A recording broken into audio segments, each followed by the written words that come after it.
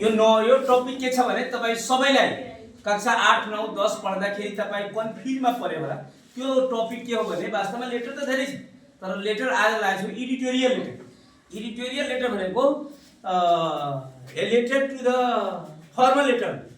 Editorial letter is a formal letter which sent to the editor of newspaper about current event. तपाईं कुनै घटना घटेको छ त्यो सम्पादनलाई कसलाई त्यो समाचार जुन लेख्छन् त्यसलाई लेख्ने जो गरिन्छ त्यसलाई एडिटोरियल लेटर पनि भन्ने गरिन्छ।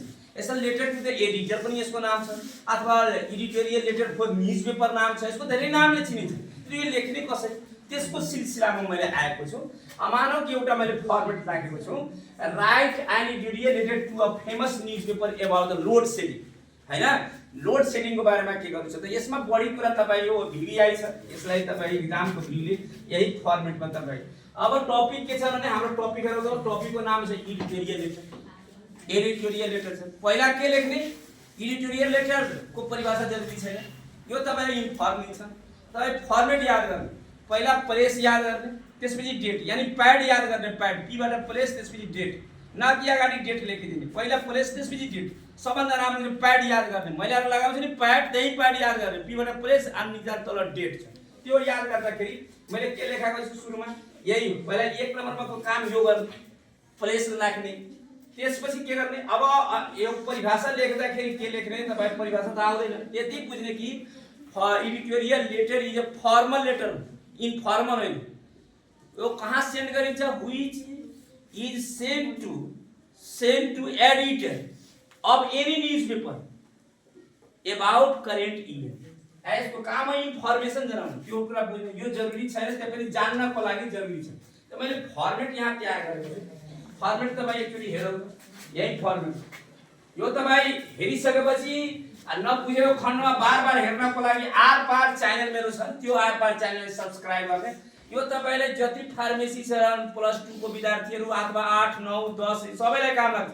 अर्को उता हाम्रो अफिसरमा पनि काम लाग्छ। त्यसै कारणले त पहिला के लेख्ने तपाई जो हाम्रो प्याड याद गर्ने ट्रिकबाट याद गर्ने त्यसपछि टु लेख्ने यो समयमा लेख्ने त्यसपछि द एडिटर त्यसपछि दि एडिटर द एडिटर फरक छ है त्यो कारणले यहाँ मोबाइलबाट सुन्छ दि एडिटर पढ्ने दि राइजिङ नेपाल पेपरको नाम लेख्ने त्यो कुन पेपर हो त कहाँ छापिन्छ यो पेपर त्यसले एडिटर लेख्ने त्यो के को एडिटर सम्पादक हो राइजिङ नेपालको कि कान्तिपुरको हो कि के हो त्यसपछि के आउने त्यो कहाँबाट छापिन्छ काठमाडौँ नेपालबाट हो त्यो कुन गतेको हो त्यो गते लेख्ने यो सबै कुरा लेखेपछि के हुन्छ भने त्यसपछि डियर सर हेर जति जति मैले कलर चेन्ज गरेको थिएँ त्यहाँ बढी ध्यान दिने पार्टी पहिला प्याड आयो टु लेख्ने द एडिटर राइजिङ नेपाल त्यसपछि काठमाडौँ नेपाल यहाँ छ राइजिङ नेपाल काठमाडौँ नेपाल गते लेख्ने डियर सर लेख्ने त्यसपछि तपाई यदि डियर सर लेखिसकेपछि यो सबमा लेख्ने I would like to inform to all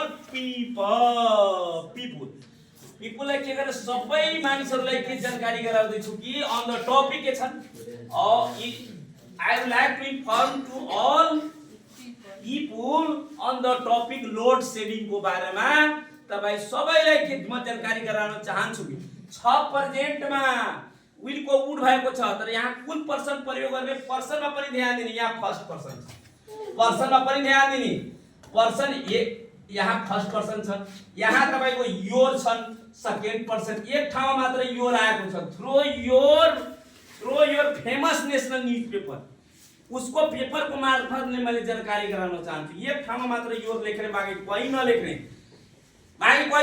बाँकी सबै फर्स्ट पर्सन र हाम्रो थर्ड पर्सनमा दिएर आउन सक्छ ही सी इट आउँदैन फेरि यो कुरा पनि फेरि सबै प्रेजेन्टमा लेख्ने टेन्सलाई पनि ध्यान दिए तब गएर हुन्छ हैन। I would like to inform to all peoples on the topic load जुन टपिकमा लेख्छ त्यो टपिक लेख्ने कसको मार्फत जानकारी गराउँछ मार्फत थ्रो माने मार्फत के को मार्फत यो फेमस न्यूज कसको यो फेमस हो यो राइजिङ नेपाल हो यसको यो मार्फतमा जानकारी दिन चाहन्छु। यसको धेरै पेपरहरु छ डेली न्यूज पेपर छ कान्तिपुर छ काठमाडौँ पोस्ट छ जनकपुर पोस्ट छ तर तपाईको राइजिङ नेपाल फेमस भएको कारणले नेशनल पेपर भएको त्यस मार्फतमा जानकारी गराउन चाहन्छु। त्यो कुरा प्रथम यो घोक्ने यति यो फर्मेटैमा पर्छ। यहाँ देखि यहाँसम्म सबैमा लेख्ने, यो मात्र लोड सेडिङ छ नि त्यो मात्र चेन्ज गर्ने, बाँकी सब त्यही लेख्ने। यहाँदेखि यहाँसम्म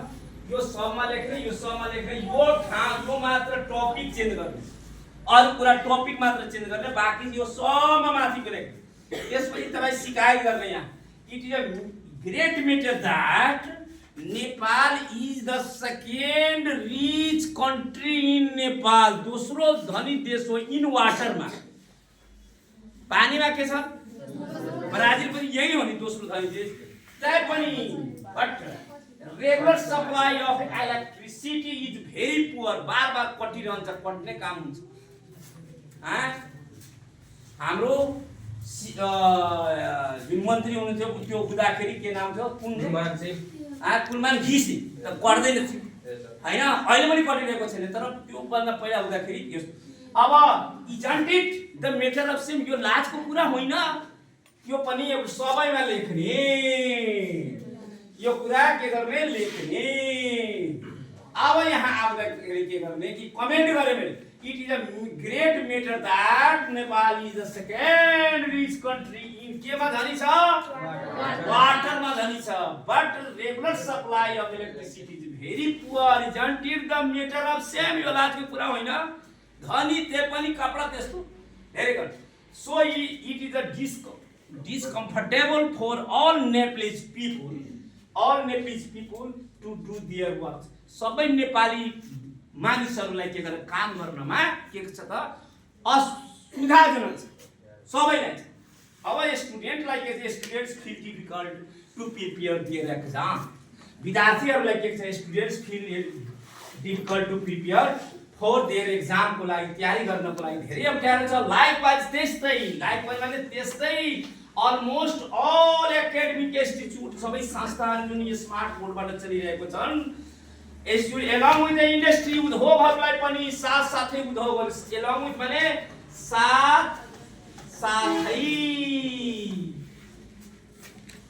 इन्डस्ट्रीलाई have been affected due to load shedding, load सेडिङलाई उसलाई पनि प्रभावित पारेको छ। यो अलिकति थप्ने, यो सबै खोप्ने, यो सबैमा लेख्ने। However, तापनि the concerned authorities seem देखा पर्छन् to have been sleeping, सुतेको छ, आधिकारिक व्यक्ति सुतेको छ।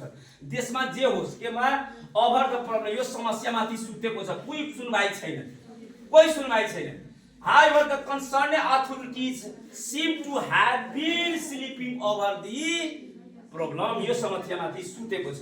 They seem, उनीहरूलाई देखा पर्छन् to have been neglecting public interest, यो जनताको जुन चासोको जुन विषय छ त्यसमाथि उसले लापरवाही गरिरहनु भएको छ देखा पर्छ। यसकारण therefore I request the concerned authorities, मैले कन्सर्नेड अथोरिटीलाई, सम्बन्धित व्यक्तिलाई के अनुरोध गर्दछु भने टु टेक नेसेसरी स्टेप, तपाई जरुरी कदम चाँडै भन्दा चाँडै चालौ to overcome the problem instantly, यथाशीघ्र चालौ। त्यसको लागि धेरै धेरै धन्यवाद। Thank you. Yours faithfully XYZ लेख्ने, आफ्नो नाम पनि लेख्ने, त्यसपछि फर्स्ट इयर फर्स्ट पार्ट लेख्ने अथवा ग्रेड 12 लेख्ने, यति कुरा लेख्ने। यसमा ध्यान दिनुपर्ने कतिवटा कुरा छन्, एकचोटी मनन गर्नु। पहिला के लेख्ने?